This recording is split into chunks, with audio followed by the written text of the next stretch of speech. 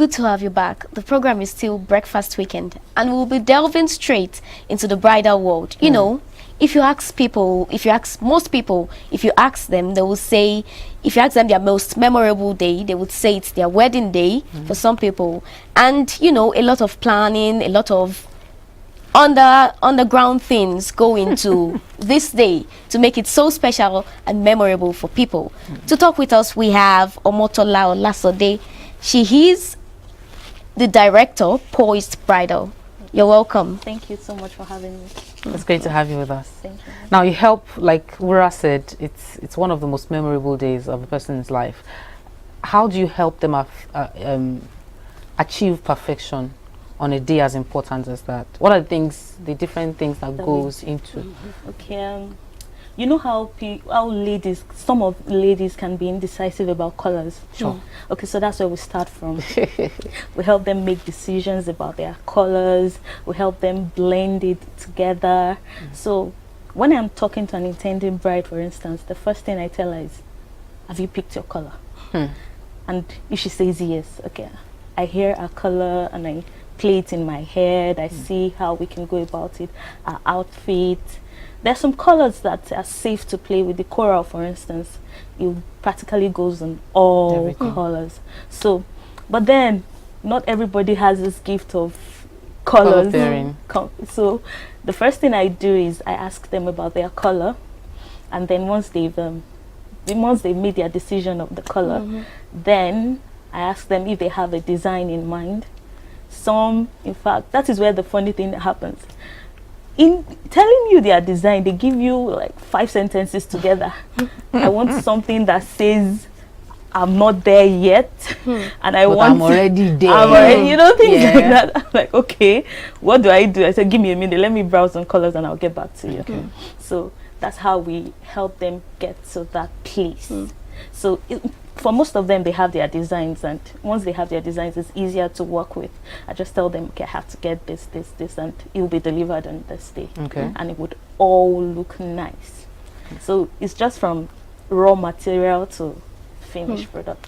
So what if you have your clients choose something that is, should we say, not flattering to them? How do you go about changing that, or you just let them roll with it? Okay, I think I would answer that question on 2 basic grounds. Okay. Some people are open to ideas.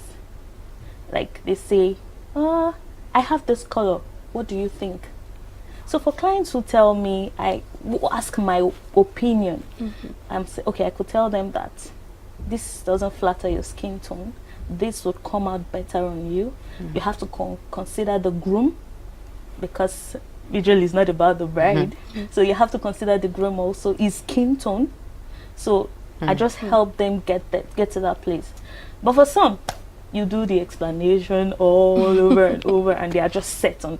So once I see or I smell or sense that you're set in this, then I just allow you have your way. It's about this client satisfaction. There are times, you know, there are months of the year that we have a lot of weddings, and there are also months of the year where not so much. Maybe the rainy season, for example.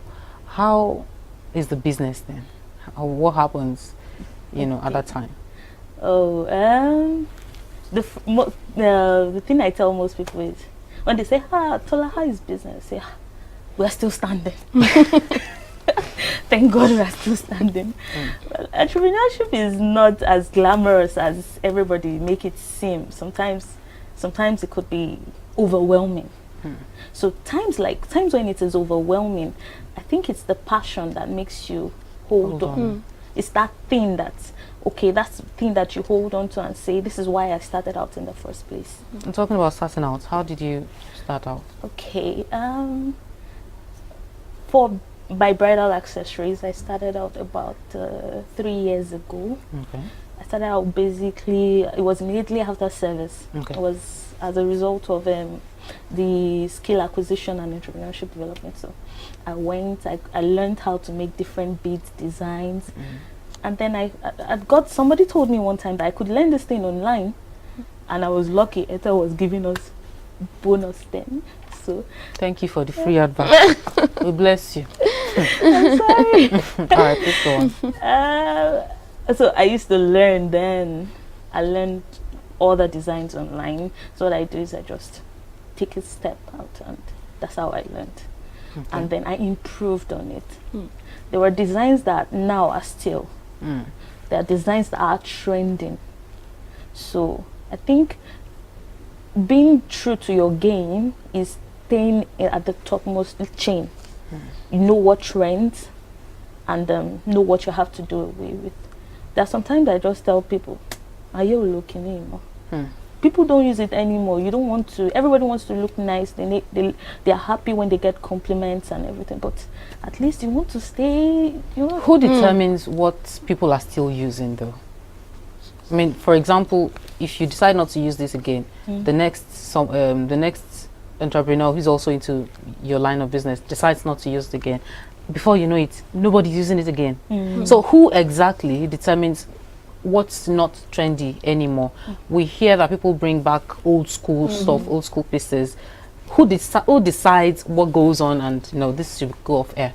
Okay, well, I think it's for those who are creatively inclined. Because take for instance now the round pleated gele. Okay. If you would notice recently, people don't tie that gele. Somebody must have thought about it and decided to improve on certain skills and improve on the design. So I think it's for whoever decides to just start something. And then when you start something and then it looks really nice, the next person picks it up. Tries it. The person picks it up and then improves on your design, and it may look out nice. And then that's how the trend just starts. And the next person picks it, and the next person picks. There was this design I was working on, I think years back. That was 2016. When they thought of the design, it was like a 3-layer thing. But when I just decided to try it out, I decided to try a 6-layer design of that same design. But mine was 6. And then I had leftovers of beads. So I just made it in a way that the bead had blue, it had gold, it had black, and I think it had red also. So, but it was leftovers. So I just picked everything and I made it 6. So it gave me this choker design, this big design, and it was nice. Well, you will not sell it for leftover price. No. How about pricing? You know, weddings are expensive. Yes. You know, maybe because people know that you only do it once, God willing, anyway, and so you want to squeeze everything you want to squeeze out of people. Why do the accessories have to be that expensive? Okay, truth be told, these accessories, they come in various prices. Okay. Some of them are really pricey. Trust me, they are really, really pricey. There was one, especially there was one I got recently. It's this, it's coral, but it's laced with Swarovski stones. Okay. You know, the stones that gives this shimmering effect. Okay, and when I was going to buy the material for the beads alone, I spent over 20,000. But what I now do, that's just a little bit of difference that I had to it, a little touch, is that for brides who are willing, they could rent the beads from me. Okay. For those who are willing, they could rent it at half the price. I see that's a trend now. Ura, I don't know, maybe when you're ready to get married, people are talking about renting even the wedding gown, everything. Like, why spend so much money to buy something I'll probably wear once? However, knowing Nigerians, maybe let's come to Yoruba land as people who don't believe in sharing things like clothes. You mean get your own, live within your budget. How has that? How would you rate the acceptance of that alternative? Okay, for me, I would say that it's not there yet. It's like it's somewhere in between the 40–50%. When you tell people, you know, when you're telling them, oh, this is this amount, this is this amount, and you say, but you know, you can rent it, what's their normal reaction? Okay, when I say you can rent it for the bride, okay, for the bridal shower, they don't mind. Oh, okay. Their friends don't mind. The chief bridesmaid don't mind. So what they do is I tell them, in a box you have this. Okay. So I pick like a complete decor that you would need. So once you're renting that box, you have everything that you need, at least for a dozen guests. Okay. So for the accessories, other vendors, there's this thing that they do now that if you work with the weavers, for instance, a makeup artist can work with a weaver, and the photographer can work with the two of them. So for that line, they also don't mind buying the accessories. But for the intending bride in Yoruba land, it's been little challenging here and there. But for the fans though, the traditional fans for the engagement, I found out that they don't mind too. It's just the gown and the fact that, but I think if I'm able to convince you that it's well kept and that I treat it with utmost care, and I don't know, maybe it's personal. Okay. You have other people in your field. You have, should I say, competitors. What are the strategies you employ to stay ahead of your game? Okay. One thing I do is when I go online and I see something that I like, I just do a screenshot. I follow most of them on Instagram. There's so many. I do a screenshot, and once I do that screenshot, I think of how I can improve on that design. There was this design I made recently for Ashoke.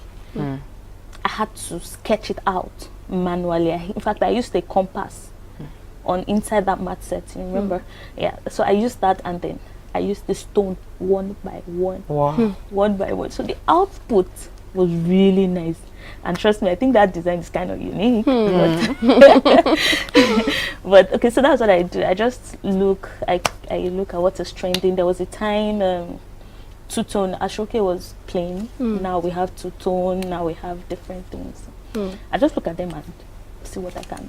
Have you ever had to deal with a bridezilla? That's what they call them. All those angry ones. No, this is not what I asked for. Have you had to deal with one of those before? I have. Give me your, most memorable experience. Okay. There was this bride I was working with, and then I was supposed to do her a traditional fan. It was a Yoruba bride. Okay. A traditional fan, our Ashoke and a bead, the couple's accessories. So we got down. Choosing a color was the problem. Have you chosen a color? She said yes. What color did you choose? She said blue and orange. Whoa. There's something tricky about navy blue and orange. I said, do you mind sending me a picture of your husband? Okay. I want to know his skin tone. She said yes. She sent it, and I found out that the color would not be nice on him because grooms don't wear lace like the same lace that women do. So the output of that same color in his own material, in his own fabric, would not be nice. She was so insistent, and she wanted it done her way. See, this is what I think, and this is what I feel. But if you're insistent, let's have it your way. So she was going to do a navy blue. Okay, she said navy blue and orange. So she was going to do a navy blue Ashoke, navy blue, this orange stripes, orange fan, and everything was just looking. Trust me, that was what she got. Do you fear that insistent clients like that would affect, the output of your work, and thereby coming back to you? At the end of the day, you did it her way, but did you have any fear of it affecting, referrals and people's perception of your work? Trust me, I did. There was something my sister taught me a while ago. Then even now. Before, when I work, I just probably put it on a table in the house and do a video and probably take a picture and upload it. But then she told me something. She told me that the market out there is a large market. Sure. So you have to fight tooth and nail for even that space on that table. So what I did afterwards was that, except I don't even upload anything I don't take to the studio. So I'd set that trend for myself. So when I'm dealing with brides like that, the only thing I do sincerely is that I ask for their pre-wedding shoot, their pre-wedding shoot pictures. So I upload at least professional pictures. I upload that one, and then I now take maybe one, and then push it to the end. Because when you ask for my card, for instance, I give you my card. You look at the name. When you're searching online, it's the name you see. Sure. And then when you open my page, and I'm still a small girl.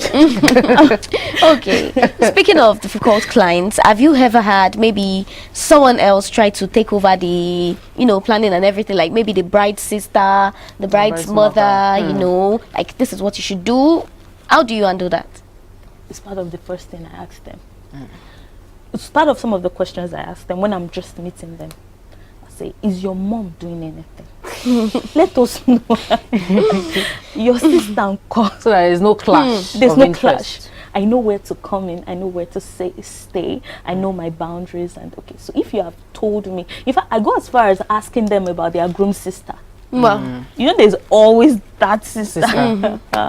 So I asked them, your groom's sister uncle, what are they doing? There was this bride I worked with in November last year. I was going to tie Agila. I'd done the embellishments and everything and accessories.